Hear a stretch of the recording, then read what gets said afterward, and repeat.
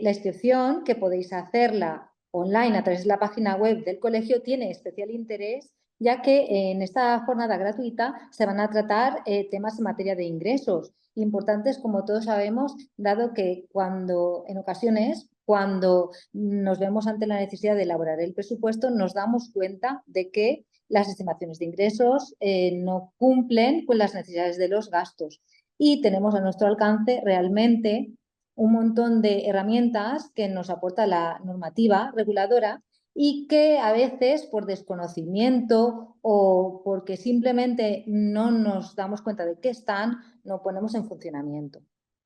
Este objeto esta ponencia será la primera de la jornada, que continuará con la importancia, ¿no?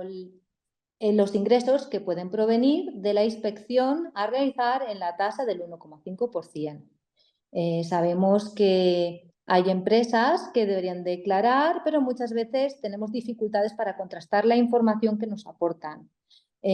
Por ello, la importancia de realizar inspección en esta materia.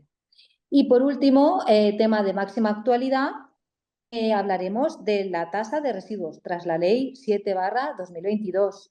Esta ley que ha impuesto, en virtud de la transposición de una normativa europea, se ha dictado esta ley, que ha impuesto la obligación de aprobar una tasa en materia de gestión de residuos y que está dando lugar a numerosas sentencias y a numerosa jurisprudencia.